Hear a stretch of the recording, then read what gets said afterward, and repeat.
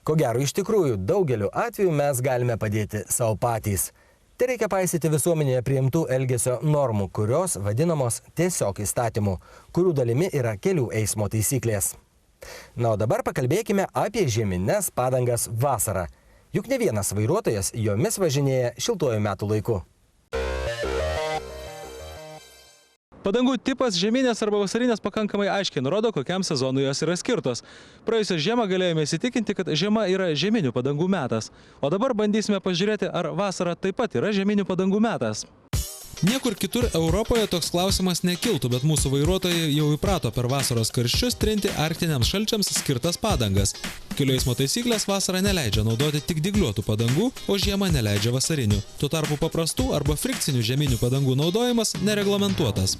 Važinėjimas žieminėmis padangomis visus metus leidžia vengti padangų montavimo išlaidų. Taip pat nebereikia pirkti antro padangų ar net ratlankių komplekto, jos sandėliuoti.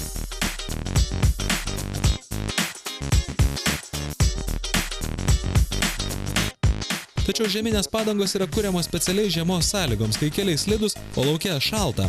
Todėl jų sukibimo savybės vasarą neprilygsta vasarinių padangų galimybėms. Nusprendėme savo akimis įsitikinti, kokio dydžio tas skirtumas.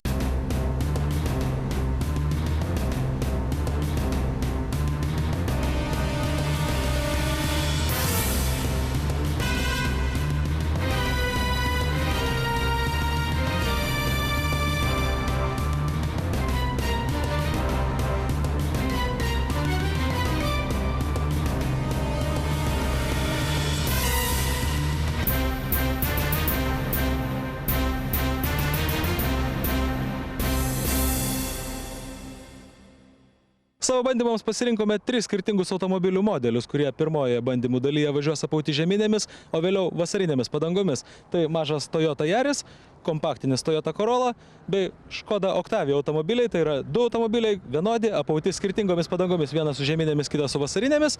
Ir šių 2 automobilių palyginimas mums leis akivaizdžiai pamatyti, kaip skiriasi žieminių ir vasarinių padangų pasirodymas.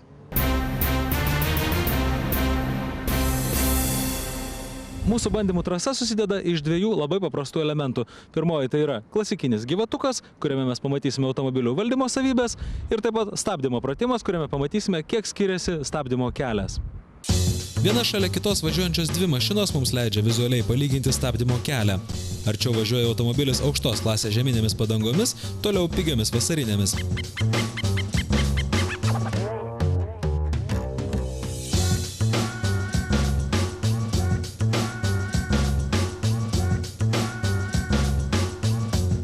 Rezultatas net pigios padangos skirtos vasaros sezonui stabdymo kelią vidutiniškai sutrumpino 2,8 metro. Tuomet atliekame atskirus bandymus. Stabdome 60 km/h greičiu važiuojantį automobilį ir įveikiame maždaug 100 metrų ilgio slalomo trasą. Registruojame laimėjimus.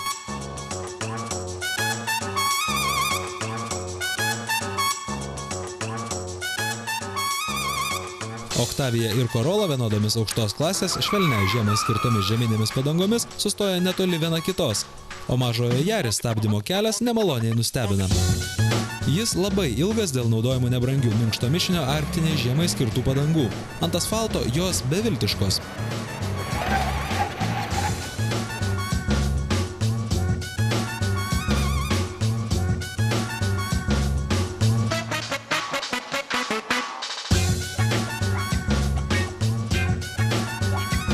Žieminių padangų teikiamas valdymo savybės pajunta ir trasą žymintis kūgeliai. Slystančios padangos reikalauja gerokai daugiau vairuotojų atidumo.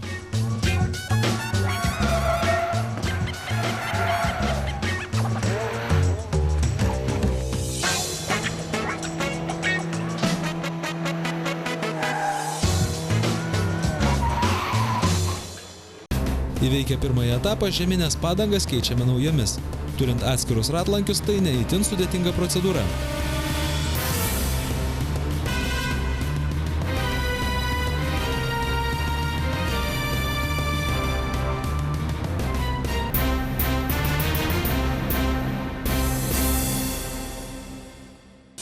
Dabar vasarinių padangų pasirodymas.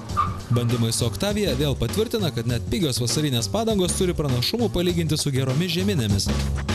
Slalomo trasoje skirtumas nėra didelis. Trumpoje maždaug per 9 sekundės įveikiamoje trasoje vasarinis apavas leido sutaupyti 30 sekundės dalis. Brangesnės, aukštesnės klasės vasarinės padangos leistų padidinti šį skirtumą.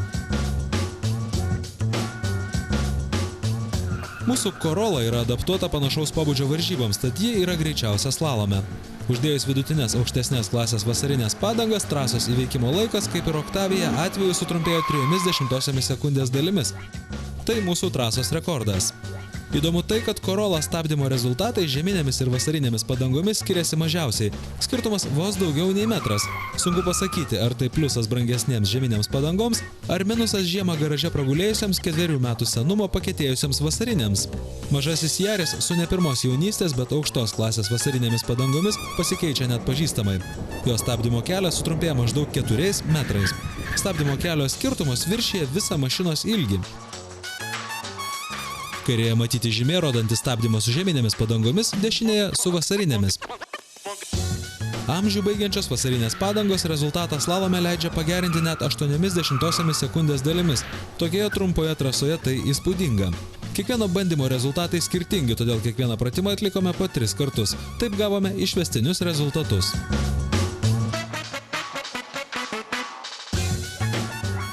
Na ir kągi mes pamatėme. Šiame mūsų teste žieminės padangos buvo vargšės, jos cypė, vaitojo, slydo ir nei vienoje rungtyje nepasiekė geresnio rezultato, nei tai padarė vasarinės. Tame nėra nieko keisto, mat žieminės padangos yra skirtos važiavimui slidžia kelio danga, jų protektoriaus raštas yra smulkus, jų gumos mišinys yra minkštas, jų karkasas taip pat yra minkštas, todėl važiuojant sausa asfalto danga, kai yra tikrai geras sukibimas, jos yra tiesiog bejėgės. Galima pastebėti, kad net po nedidelio pasivažinėjimo, gana tokio, sakykime, ekstremaloko, bet nedidelio, jų nusidėvėjimas yra akivaizdus.